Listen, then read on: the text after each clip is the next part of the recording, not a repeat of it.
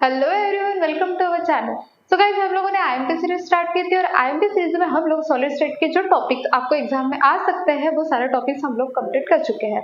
अब हम लोग देखने वाले हैं सॉल्यूशंस के अंदर आप लोगों को कौन से टॉपिक्स आ सकते हैं। अगर हम लोग बात करते हैं सॉल्यूशंस की, तो सॉल्यूशंस में सबसे पहले हम लोग देखेंगे 1 मार्क्स के लिए आपको कौन से क्वेश्चंस आ सकते हैं या फिर कौन सी डेफिनेशंस आप लोगों को करके जानी है। तो सबसे पहले तो मैं डेफिनेशन के साथ साथ बोलूंगी आप लोगों को इसके यूनिट्स भी करके जाने हैं। ठीक है, जो डेफिनेशंस में यहाँ पे आपको मेंशन करने वाली हूँ उसके यूनिट्स भी आप लोगों को करके जाने हैं।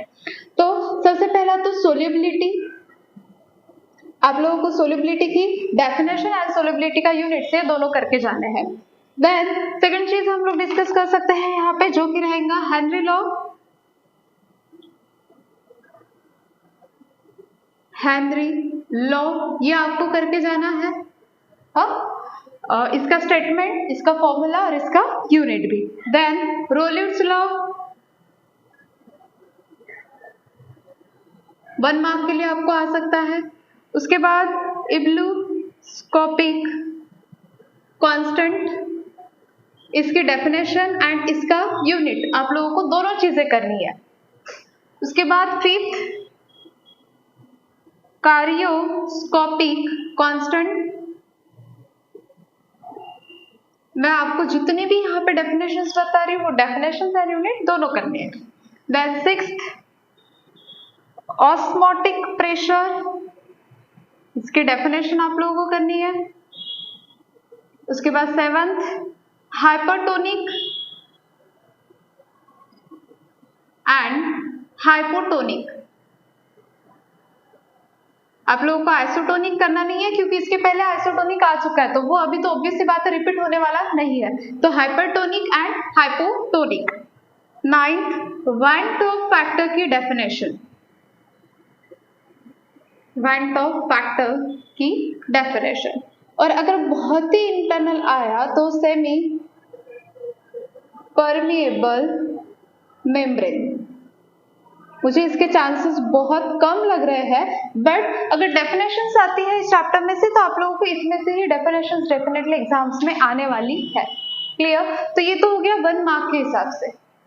अब अगर बड़े क्वेश्चंस इसके लिए आते हैं, जैसे देखा जाए तो इसके न्यूमेरिकल्स तो 101% आने वाला है। देखो सॉलिड स्टेट का एक न्यूमेरिकल आपको दिखेगा, आपको किसके न्यूमेरिकल ज्यादा देखेंगे वो भी हम लोग डिस्कस करेंगे, बट सॉलिड स्टेट का एक न्यूमेरिकल, सॉल्यूशन का एक न्यूमेरिकल, ऐसे एक एक न्यूमेरिकल इन 2 चैप्टर में से तो आने ही वाले हैं। सो अगर हम लोग न्यूमेरिकल्स तो कंफर्म हम लोगों को पता है, बट ज्यादातर न्यूमेरिकल्स में आप लोग इंटरनल न्यूमेरिकल्स मतलब जो सॉल्व एग्जांपल्स आप लोगों को दिए गए उसके ऊपर ज्यादा ध्यान देना। एक्सरसाइज के अगर देख के भी जाते हो तो भी ठीक है, बट ज्यादातर सॉल्व एग्जांपल की तरफ आप ध्यान देना। अगर थ्योरी की बात करते हैं 2 मार्क्स के लिए, 3 मार्क्स के लिए, तो आपको 2 डेफिनेशंस भी आ सकते हैं, हाइपरटोनिक हाइपोटोनिक, ऐसे कंबाइंड क्वेश्चन आ सकते हैं। बट अगर 3 मार्क्स और 4 मार्क्स की बात करते हैं तो यहाँ पे कौन से क्वेश्चन आ सकते हैं वो देखते हैं। चलो, तो सबसे पहला क्वेश्चन आने की पॉसिबिलिटी है जो कि है रोलिड्स law for solution of non-volatile solute। इसका आपको जो डेरिवेशन है पूरा का पूरा वो आने के चांसेस ज्यादा है। तो आपको इसका स्टेटमेंट देना पड़ेगा और इसको प्रूव करके बताना पड़ेगा। क्लियर? सेकंड क्वेश्चन जो आ सकता है, हमारे पास 4 कॉलिगेटिव प्रॉपर्टी है। हमेशा ही 4 कॉलिगेटिव प्रॉपर्टी में से 2 या तो 3 प्रॉपर्टी रिपीट मतलब पेपर में आती है।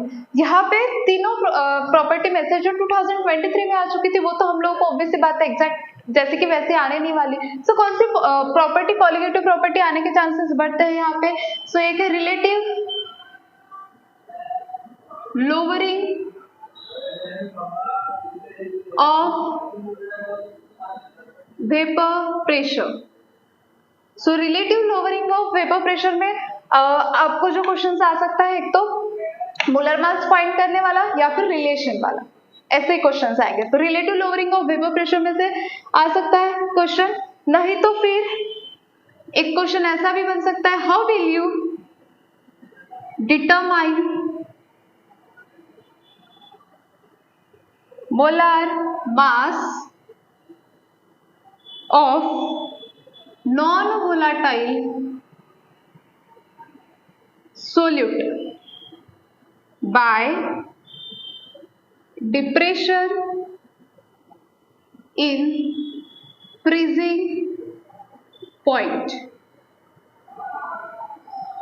क्लियर? सो ये किसका क्वेश्चन हुआ? डिप्रेशन इन फ्रीजिंग पॉइंट का।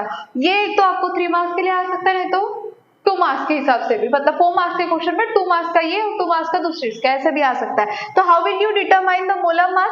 आप लोगों को M2 की वैल्यू फाइंड करनी है नॉन वोलेटाइल सॉलिड किसके लिए? डिप्रेशन इन फ्रीजिंग पॉइंट के लिए। तो इसका फॉर्मूला भी ध्यान में रखना, जो हम लोग डिस्कस करने वाले हैं फॉर्मूले, न्यूमेरिकल्स कैसे, कौन से फॉर्मूले, मतलब आपके क्विक रिवीजन भी हो जाएंगी। सो ये एक डिप्रेशन इन फ्रीजिंग पॉइंट का फॉर्मूला आ सकता है, मतलब इसको प्रूव करने के लिए आ सकता है मोलर मास का। देन और एक कंसेप्ट जो आ सकता है, जो अभी तक के एग्जाम में आया ही नहीं है, जो कि derived relationship between degree of dissociation of an electrolyte and Van 't Hoff factor. Van 't Hoff factor.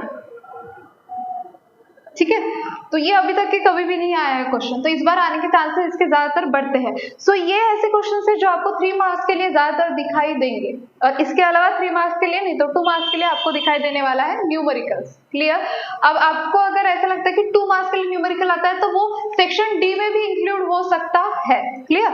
सो ये रहेंगे 3 मार्क्स के लिए क्वेश्चंस, और ये रहेगा 1 मार्क्स के लिए। क्लियर? इसके सिवा तो और तो कोई चीजें आपको सॉल्यूशन में से करने की जरूरत नहीं है। अगर आप इतना भी कर लेते हो फिर भी आपका सॉल्यूशन में का पोर्शन कंप्लीटली हो जाता है, कुछ भी ज्यादा एक्स्ट्रा का करने की जरूरत नहीं है। अगर आप इतना कर लेते हो तो स्कोरिंग हो जाएंगे। तो जल्दी से आप लोग इसका एक स्क्रीनशॉट ले लो, हम लोग न्यूमेरिकल्स की तरफ जाते हैं।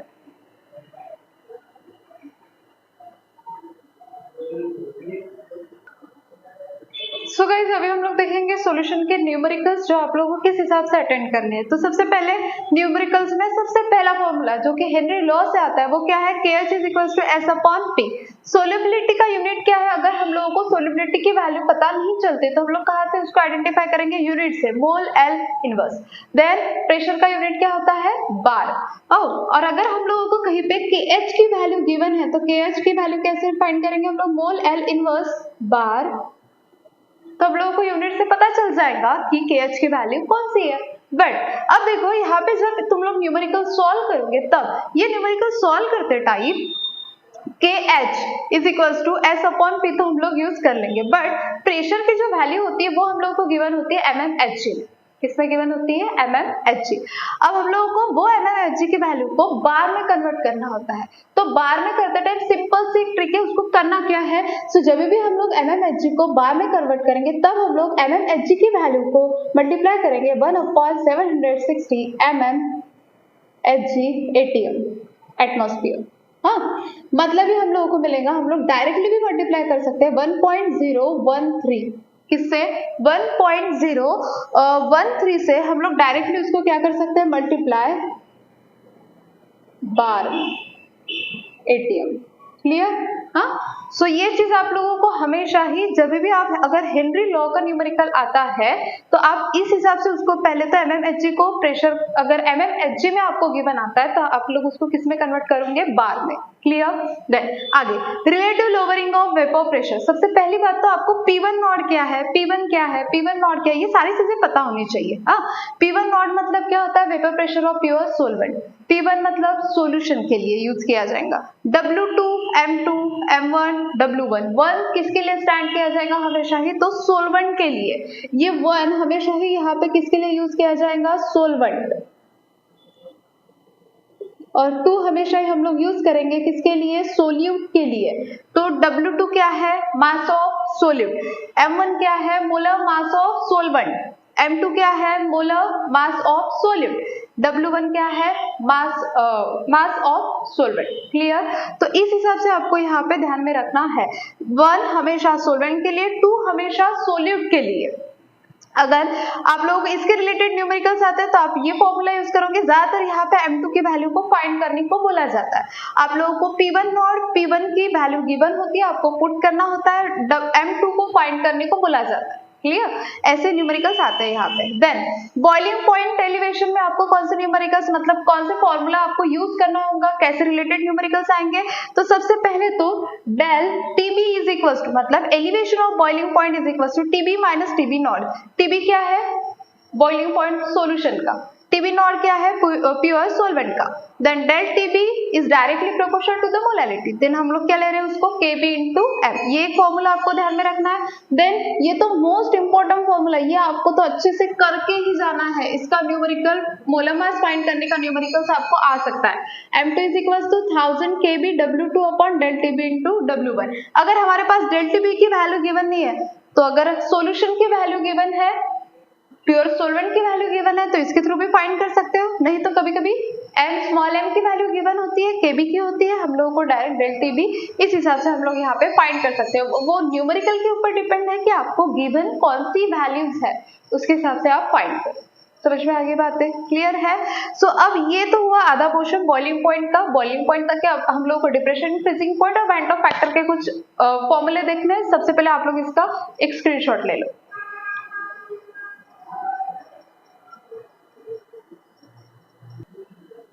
सो गाइस अभी हम लोग देखेंगे आगे के न्यूमेरिकल्स जो हम लोग को आ सकते हैं डिप्रेशन इन फ्रीजिंग पॉइंट के। डेल टीएफ मतलब क्या होता है, depression in freezing point is equal to Tf not minus Tf. Tf not pure solvent के लिए यूज किया जाएगा और टीएफ सॉल्यूशन के लिए। Del Tf is equal to Kf into M. Kf क्या है, काइरोस्कोपिक कांस्टेंट। एम क्या है, मोलैलिटी। देन M2 का फॉर्मूला, अगर आप बॉइलिंग पॉइंट का करके जाते हो एलिवेशन ऑफ बॉइलिंग पॉइंट, तो सीधा यहाँ पे सिर्फ Kb की जगह पे क्या लगाना है, एलिवेशन ऑफ बॉइलिंग पॉइंट में Kb आता है, यहाँ पे क्या आता है Kf। देन यहाँ पे डेल टीएफ आता है, वहां पे क्या आता है डेल टी। बस सिंपल है। ऑस्मोटिक प्रेशर का एक M2 की वैल्यू फाइंड करने के लिए हम लोग को एक सॉल्ट एग्जांपल दिया गया था। M2 is equal to W2RT upon pi V। पाई is equal to MRT। M का मीनिंग क्या होता है, N2 अपॉन V RT। इसके रिलेटेड न्यूमेरिकल्स आ सकते हैं। देन वेंट ऑफ फैक्टर के न्यूमेरिकल्स भी आप लोगों को आ सकते हैं। तो van't Hoff factor I is equal to del Tf electrolyte non electrolyte electrolyte non electrolyte. इसके लिए हम लोग को दिया, बहुत इजी न्यूमेरिकल्स है। देन ये तो हम लोग यहाँ से ही डिराइव कर रहे हैं, बट सिंपल है। वेंट ऑफ फैक्टर के लिए निकालना है तो यहाँ पे क्या लगाया जाएगा, I और I, बाकी कुछ भी नहीं। अगर आप ये फॉर्मूले याद करते हो ना, तो आपको ये तो इजीली ध्यान में रहेंगे। अगर वहां पे वेंट ऑफ फैक्टर एक बार भी अगर वर्ड ऐसा इंट्रोड्यूस भी होता है वहां पे न्यूमेरिकल में, तो आपको I लेना है, बस I से इनको मल्टीप्लाई करना है। और सबसे इंपॉर्टेंट है डिग्री ऑफ डिसोसिएशन वाला, अल्फा इज इक्वल्स टू ये went Hoff factor and degree of dissociation का जो रिलेशन है वो आपको आ भी सकता है इस बार पेपर में। So alpha is equals to I-1 N-1। Clear. तो अगर आप इतने न्यूमेरिकल्स अच्छे से करके जाते हो, आपको पता है कि कौन सी वैल्यू आपको गिवन डाटा अगर आइडेंटिफाई करते आता है, तो आप लोग इजीएस्ट वे से न्यूमेरिकल सॉल्व कर सकते हो।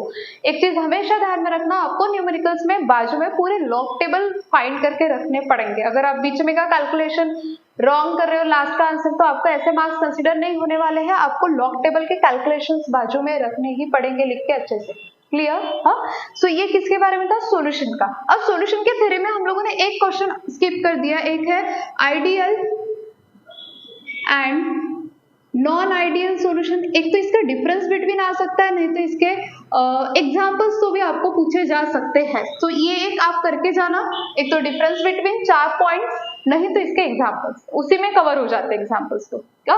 और एक है रिवर्स ऑस्मोसिस। रिवर्स ऑस्मोसिस, ये एक क्वेश्चन आप लोगों को कवर करके जाना है। 2 मार्क्स के लिए आ सकता है, right a note on reverse osmosis या फिर रिवर्स ऑस्मोसिस के ऊपर एक्सप्लेन रिवर्स ऑस्मोसिस, ऐसा कुछ। क्लियर। सो ये था किसके बारे में, सॉल्यूशन के बारे में। क्लियर। आगे वाले इस वीडियो में हम लोग देखने वाले हैं आयनिक इक्विलिब्रिया के मोस्ट इंपॉर्टेंट क्वेश्चन, जो टॉपिक्स आप लोगों को करके जाने हैं। तो जल्दी से आप लोग इसका स्क्रीनशॉट लीजिए। मिलते हैं हम लोग नेक्स्ट वीडियो के अंदर।